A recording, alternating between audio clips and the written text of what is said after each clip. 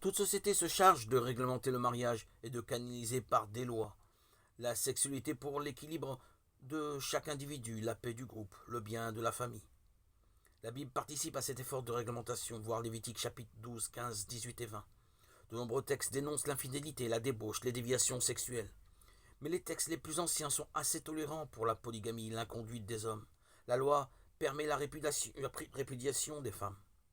Certains courants chrétiens ont montré une grande méfiance envers le plaisir charnel. Cela ne se trouve pas dans la Bible qui ne dévalorise jamais la sexualité. Le désir, le plaisir, l'union charnelle sont bons. Ils viennent non du diable mais de la volonté de Dieu. L'homme ne déchoit pas lorsqu'il cède à la tendresse, au bonheur de l'amour, voir Proverbes 5, 15, 19.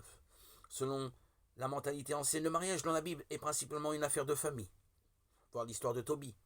Mais parfois la Bible parle de l'amour comme d'une affaire de cœur entre amoureux dans le secret de leur mutuelle attirance, voir Genèse 29, 9, 21.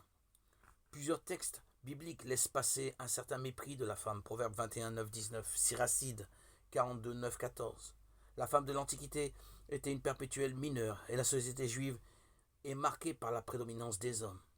Mais il y a aussi dans la Bible une certaine réaction féministe. Les mêmes livres savent évoquer la femme avec considération et délicatesse. Proverbe 18, 22, 31. Siracide 36, 27, 31. La Bible parle parfois de la famille de manière idéale, voir Éphésiens 5, 21 ou Colossiens 3, 18.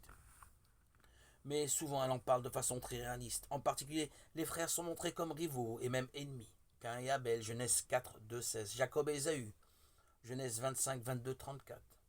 Joseph et ses frères, Genèse 37. Dans les deux derniers cas, les rivaux se réconcilient. Genèse 32 à 33 et 42 à 45. Même contraste chez saint Paul. D'un côté, il parle de la chasteté en termes mystiques, 1 Corinthiens 6, 12, 20. D'un autre, il se montre réaliste en déconseillant aux époux une continence prolongée, 1 Corinthiens 7, 1, 9. Et en conseillant le célibat sans l'imposer, 1 Corinthiens 7, 35, 38.